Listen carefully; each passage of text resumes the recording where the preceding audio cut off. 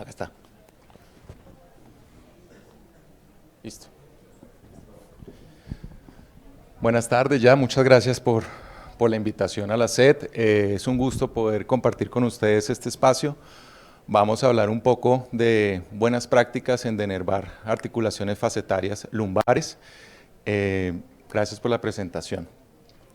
Bueno, esto es una patología controvertida. Creo que si aquí hacemos un sondeo dentro de la práctica clínica, tanto del diagnóstico como de la denervación, vamos a tener unas diferencias importantes o pequeñas de pronto dentro de la práctica.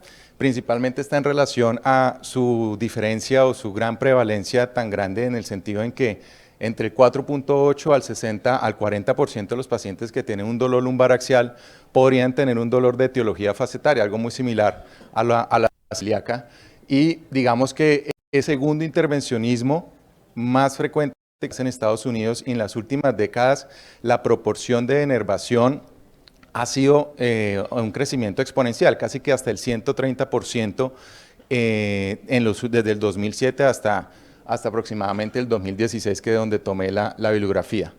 Tenemos una problemática importante y es, no solamente quiero abordarles el tema de la técnica de la denervación, sino también como desde el abordaje clínico y las dificultades que tenemos cuando nos enfrentamos ante un paciente que viene con un dolor lumbar, ¿sí? Con un dolor lumbar axial, que es irradiado hasta la rodilla, que no sabemos si baja más o no de la rodilla, que se empeora con la flexión, con la extensión, que se está sentado, que se está parado, todo el tiempo está con dolor. Y esto está en relación a que no tenemos una capacidad diagnóstica no intervencionista para diagnosticar el dolor de origen facetario y existe una pobre correlación entre el examen físico, la historia clínica y la imagenología para determinar cuál es la faceta realmente que está doliendo o si es un dolor facetario.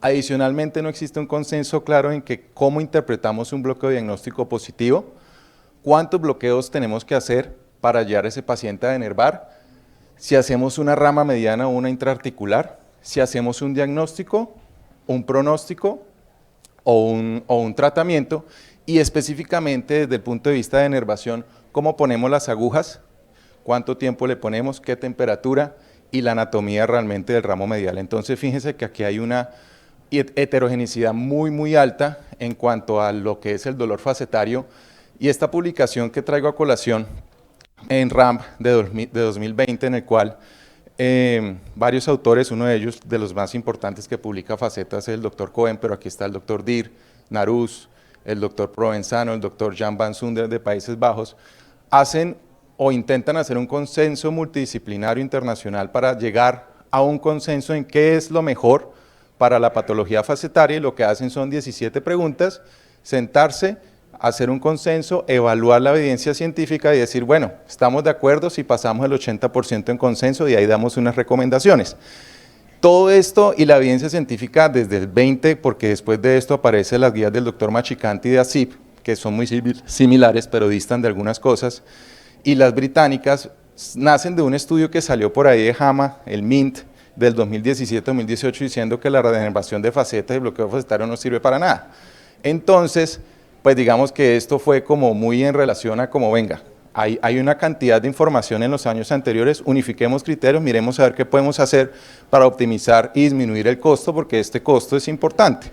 Entonces les voy a traer a colación rápidamente cosas importantes y tips importantes para mirar qué tanto nosotros personalmente desde nuestra práctica clínica lo hacemos y podamos pues mirar a ver si estamos muy en relación a ello. Una de las primeras preguntas es, ¿existe una correlación entre el examen clínico, la historia clínica del paciente, para decir que este paciente me pueda o lo pueda llevar a un bloqueo facetario pronóstico? Realmente no hay un signo ni examen físico patognomónico que me diga a mí que ese paciente va a responder a un bloqueo facetario. En la evidencia hay algo muy en relación a que la hiperalgesia paraespinal está débilmente asociada a que esa faceta esté doliendo y ese paciente pueda tener una respuesta al bloqueo facetario. Lo que está claro es que los signos y hallazgos al examen físico de dolor radicular sí es un predictor de un diagnóstico negativo. Eso sí es importante, pero el hecho que el paciente le llega a uno que le duela la extensión, que le duela la rotación, que le duela cuando cambia de posición, no hay una evidencia científica en los estudios que me digan a mí que ese paciente me vaya a responder a un bloqueo pronóstico. ¿Existe una correlación entre los hallazgos radiológicos prebloqueo que yo pueda pedirle a mi paciente para decir qué nivel voy a hacer? Dentro de la guía dicen que el SPECT-CT, con enfoque en columna lumbar, para ramo medial me podría identificar la faceta dolorosa, pero curiosamente para una faceta intraarticular no está muy correlacionado, es decir, ¿qué tanto favorabilidad tiene el SPECT-CT para yo hacer el bloqueo que me diga el nivel de la rama mediana es superior al intraarticular? Lo que sí está claro también es que no hay una evidencia que me soporte a mí, que yo para hacer un bloqueo facetario pronóstico, ya sea rama mediana o intraarticular, tenga que tener una resonancia o un TAC.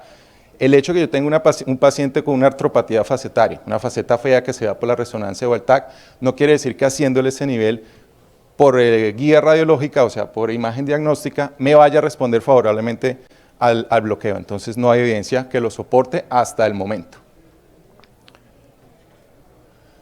¿Cuánto tiempo le damos manejo conservador al paciente? Normalmente son 3 meses de manejo farmacológico y no farmacológico. No existe un estudio que me diga a mí cuál es el tiempo mínimo que yo pueda darle manejo a esos pacientes. Normalmente a nosotros nos llegan ya con un tratamiento base y pues vamos entrando a ese paciente un manejo intervencionista. Pero no existe con certeza un tiempo. ¿Qué guía imageológica usar? Pues realmente lo podemos hacer por TAC o por fluoroscopia. Fluoroscopia se prefiere porque es bajo costo, es más rápido, nos irradiamos menos. Pero también podemos hacerlo por ecografía. El advenimiento de la ultrasonografía en relación al neuroeje, pues está más a favor a esos pacientes que no tengan obesidad mórbida, a esos pacientes que no estén instrumentados, a esos pacientes que no queremos irradiar porque de pronto tenemos una sospecha de embarazo o están en embarazo y tienen artropatía facetaria. El performance en manos expertas de ultrasonido varía entre un 75 y 80% en manos expertas para bloqueo intraarticular o ramo mediano correlacionado con el nivel y la fluoroscopia. Entonces, fíjense que en manos expertas, gente que hace todos los días esto por ecografía, no es el 90, ni siquiera llega a ser el 90% de efectividad, ¿no? ¿Qué preferimos hacer? Esto siempre es debatido, ¿un ramo mediano o una intraarticular? Entonces, realmente, lo difícil de hacer la intraarticular es la tasa de falla intraarticular, realmente poner la aguja dentro de la articulación, hacer un artrograma y decir, estoy dentro de la articulación. La tasa de fallo varía hasta un 38%, o sea, es alta. Y la inyección pericapsular no equivale ni me pronostica a mí que ese paciente vaya a responder a radiofrecuencia. Es decir, la guía refiere que idealmente, si vamos a hacer un test pronóstico para radiofrecuencia, escojamos la rama mediana. ¿Listo? Eso es importante. ¿Cuándo no debemos hacer denervación? ¿Cuándo hago un bloqueo interarticular? No quiero denervar a un paciente joven, ¿sí? No quiero denervar a un paciente que hace ejercicio o es atlético. Hago un bloqueo intraarticular cuando tengo una patología, una artropatía facetogénica, ¿sí? Esos pacientes idealmente no los denervo porque pues está el riesgo de una inestabilidad, de una listesis y pues eso en esos pacientes jóvenes sí no es lo ideal. ¿Sedamos o no sedamos los pacientes? No se recomienda que sedemos los pacientes para bloqueos diagnósticos o pronósticos, de pronto para la denervación y lo que recomiendan es que no usemos opioides y se usen sedantes de acción corta. ¿Por qué? Porque la sedación me puede aumentar el riesgo de falsos positivos. ¿Listo? Eso es importante. Otro dilema bien importante. ¿Qué volumen usamos para la rama mediana? Unos dicen 1,5, otros dicen 1. La guía en la revisión que hacen es que administremos entre 0.5 mililitros o menos, 0.3 o 0.5, porque cuando administran 0.5 ellos dicen que más o menos la dispersión a los tejidos adyacentes puede llegar a ser hasta 3 a 4 centímetros cuadrados y pues podemos aumentar el riesgo de un falso positivo. Y en intraarticular, recordemos que la cápsula no aguanta más de 1.52 mililitros intracapsulares porque se rompe la cápsula y se dispersa a sitios que no queremos y lo mismo es un falso positivo. Poner esteroide. Yo creo que aquí todos ponemos esteroides, ¿sí?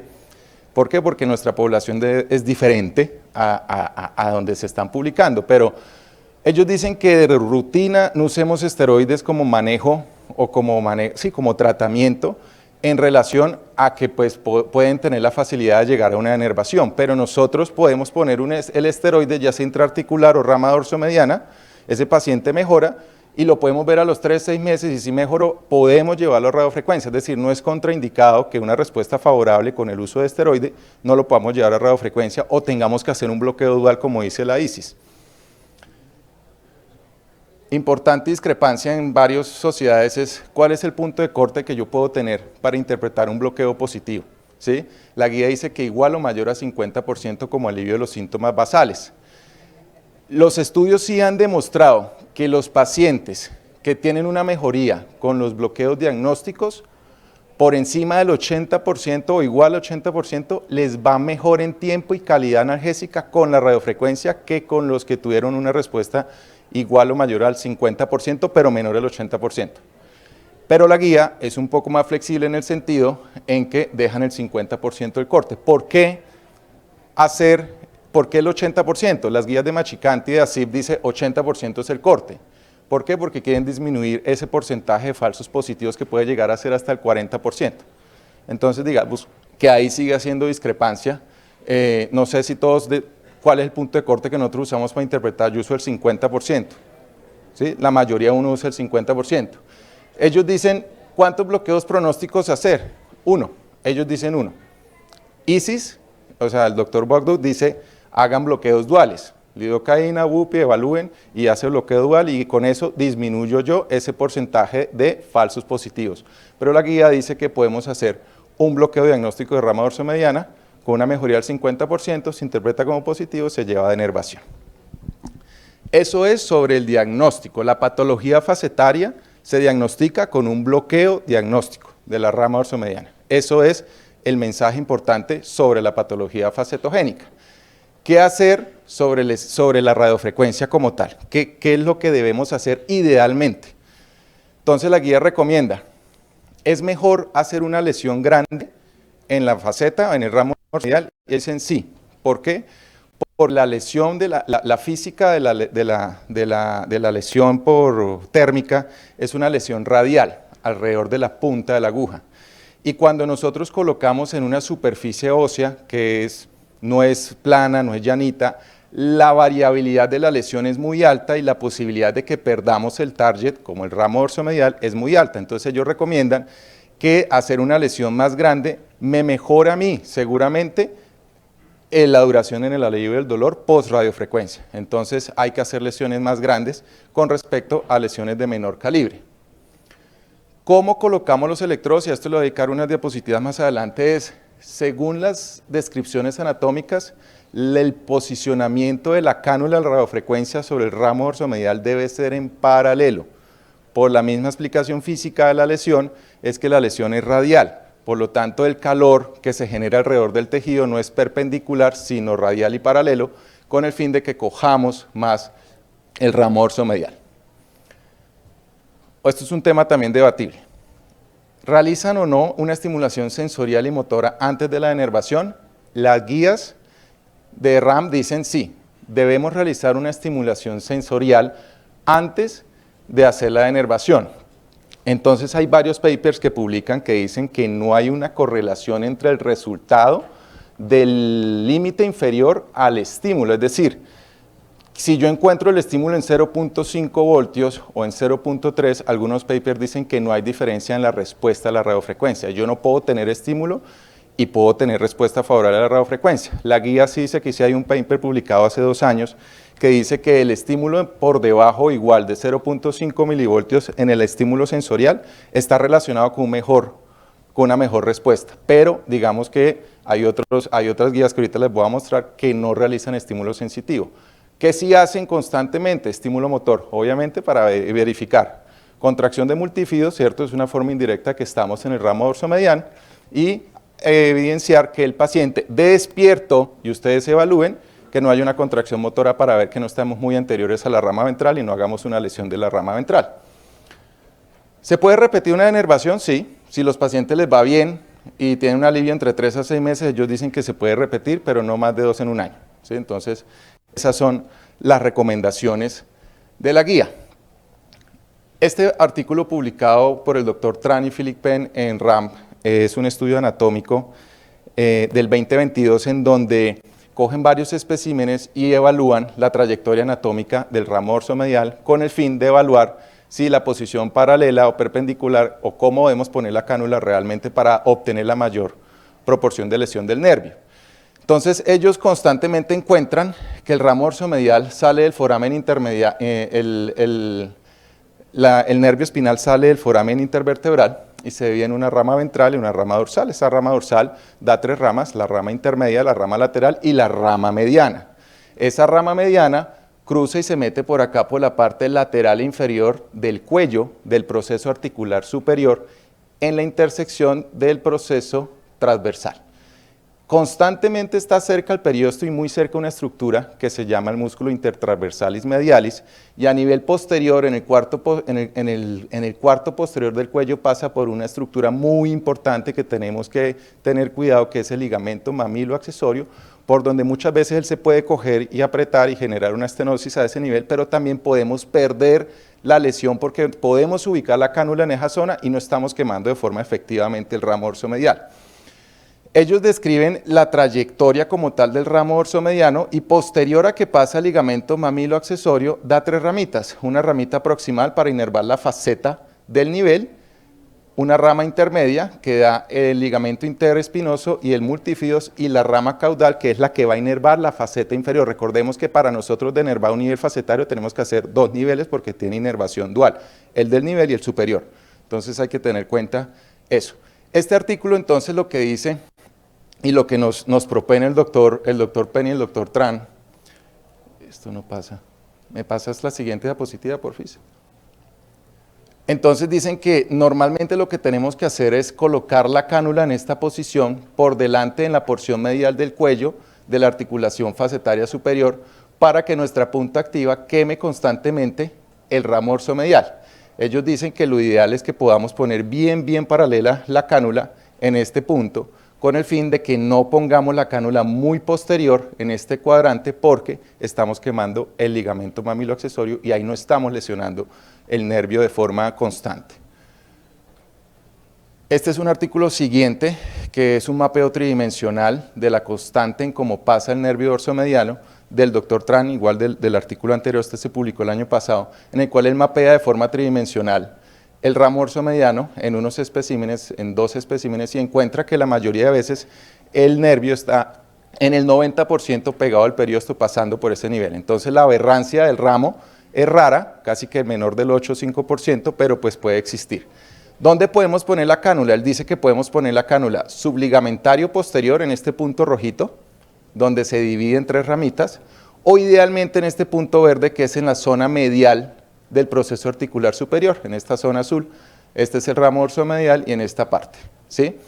¿Cuál es el alineamiento ideal? Que nuestra aguja quede alineada con el end plate superior del cuerpo vertebral. Idealmente el acceso anterior que se hacía en ISIS, descrito en ISIS, era un poquito más anterior, más pegado al foramen, pues digamos que hay mayor riesgo de que uno le pueda ir esa corriente o esa lesión al foramen, pero pues digamos que hay que tener en cuenta esta nueva pues definición, posición de la aguja.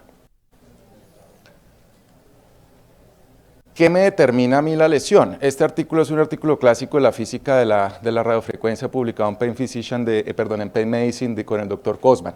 La lesión térmica es radial y yo puedo variar el tamaño de la lesión a como yo desee. Normalmente lo que nosotros podemos hacer y modificar básicamente es el tamaño en Gauss de la aguja, la punta activa, qué temperatura le pongo, qué tiempo le voy a poner y si hago una lesión bipolar o no. O existen otras tecnologías, ya sea desde las diferencias en las puntas de las agujas, que pueden ser de una conformación diferente, podemos hacer crioanalgesia o radiofrecuencia enfriada. Entonces digamos que son 2 conceptos de radiofrecuencia diferentes, pero pues lo que tenemos actualmente es la térmica. Entonces, bajo estos parámetros, yo puedo modificar. Si yo, por ejemplo, tengo una cánula de 18 Gauss y le pongo 80 grados a 2 minutos, yo puedo reproducir esta lesión de esta cánula con estos parámetros con una de 20 Gauss, pero aumentándole el tiempo de exposición. Cada parámetro que yo le modifique me puede a mí modificar en milímetros el tamaño de la lesión. Entonces es importante tener en cuenta estos conceptos básicos de radiofrecuencia. Desde el punto de vista de evidencia sobre la posición en paralelo, ya se viene usando desde hace rato. El doctor Guffel publicó esta revisión en cuanto quería comparar las diferentes guías de Europa, Norteamérica, Australiana, y cómo ponían las agujas previamente, y encontró pues básicamente por los estudios anatómicos de ISIS que la posición ideal era colocarlo en paralelo, pero si se dan cuenta la cánula de radiofrecuencia está un poquito más anterior, es decir, él avanzaba un poquito más hacia adelante para poder lesionar el ramo, pero mire que desde el 2008 ya se publica este posicionamiento de la aguja. RAM apoya la publicación de Penn y Tran en el sentido en que coloquemos más paralelo y más acostado la aguja en el territorio medial y no tan anterior, con el fin de poder lesionar mejor el ramo, ¿no? Entonces, las colocaciones perpendiculares, buscando en la bibliografía si hay alguna diferencia o no, pues este trabajo lo publicó el doctor de Andrés de España el año pasado, comparando, un estudio aleatorizado, doble ciego, en el cual pacientes que tenían un dolor de probable origen facetario iban a bloqueo dual, diagnóstico, y el límite era 80%. Los dividían los que entraban en el estudio 20 y 20, entonces un grupo iba para una lesión perpendicular, ¿cierto?, térmica, y otra una técnica en paralelo, caudocefálico en esta posición en visión de oblicuo, AP y lateral, con el fin de evaluar si había alguna diferencia significativa o no en la respuesta. ¿Qué encontraron? Evaluaron VAS como desencadenante principal, índices de discapacidad y calidad subjetiva pues, de mejoría funcional. Los primeros 3 meses, perdonen, no encontraron una diferencia significativa en las lesiones, pero posterior a los 3 meses, 6 meses y 12, encontraron que el grupo de paralelo tenía una mejor calidad de alivio del dolor y una mejor índice de funcionalidad. Entonces, hay varias publicaciones que comparaban la posición de las agujas, especialmente esta de Pain Medicine, publicada en 2019 por el doctor Schneider, y aquí está el doctor Nicolás Bogdo, que hace parte de la ISIS, en donde revisaban los aspectos técnicos y diagnósticos de los pacientes, de una revisión sistemática, y encontraban que la posición en paralelo tenía una mejor respuesta en calidad analgésica e índices de discapacidad en los pacientes que estaban con patología facetaria. Esto es otra respuesta a ese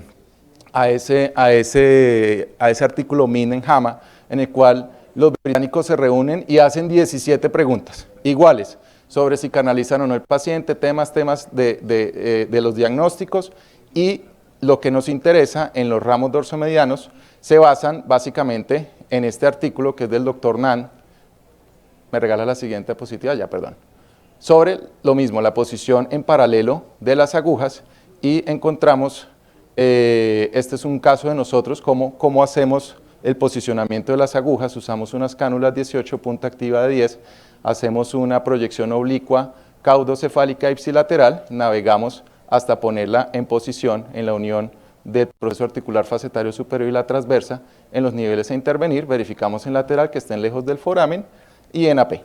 Digamos que básicamente ese es el posicionamiento de las agujas, y la diferencia, esta es una diapositiva que quiero que tengamos, es que cómo es más o menos las diferencias entre las sociedades de la práctica clínica. Entonces los británicos dicen, usan cánulas 18, punta activa de 10, curva, la posición la ponen en paralelo, no hacen estímulos sensitivos, sí hacen estímulo motor, no más de 2 voltios, 80 grados de temperatura, 120 segundos, 2 lesiones, rotan la aguja para aumentar el grado de lesión, y no más de 4 lesiones unilateral o 8 bilateral, ¿sí?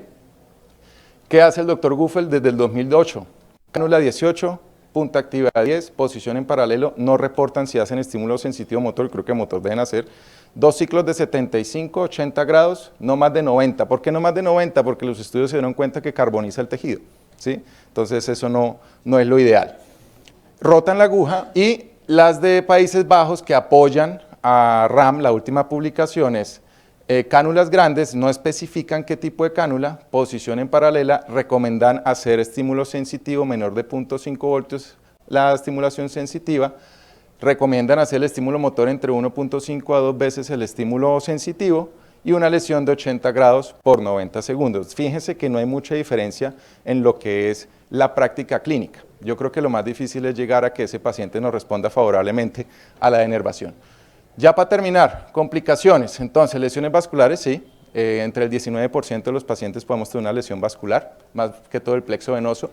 Es frecuente que tenemos que decirle al paciente que le va a doler postoperatorio, que puede tener disestesias o molestias, y ellos recomiendan que puede usted disminuir el disconfort con una administración de esteroide post-denervación, ¿listo? No antes, post-denervación, con el fin de disminuir el disconfort. Lesión espinal y nerviosa, pues siempre se recomienda las 3 proyecciones antes de lesionar, el estímulo motor, para evitar hacer una lesión a nivel de la rama ventral. Y pues siempre tengamos en cuenta y tengamos ese paciente en rehabilitación con respecto a los cambios morfológicos de los músculos paraespinales. Bueno, porque sí se denervan. Dispositivos implantables, si son cardiovasculares, remitir al electrofisiólogo para que nos haga el ajuste de neuroestimuladores y idealmente disminuir el riesgo de daños apagándolo. Lesiones por quemaduras, pues tengamos la placa contigua, siempre que sea dentro de su pausa de seguridad, que pongan la placa. Y si el paciente está instrumentado, primero, técnicamente es difícil. Segundo, acuérdese que no puede estar pegada la aguja con el material de osteosíntesis porque pues, generalmente puede aumentar la lesión de calor y quemar cosas que no quieren. Entonces, muchas gracias. Esto es lo que quería hablar de denervación. Muy amables.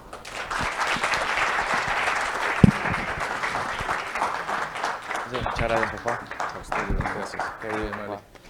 Bueno, muchas gracias a ustedes por esta jornada en la mañana. Creo que ya podemos salir al almuerzo. Los que están para la carrera, recordar recoger el kit. Son solo 3 kilómetros, o sea o si no, para que se animen. Y ya nos vemos en la jornada de la tarde. Gracias.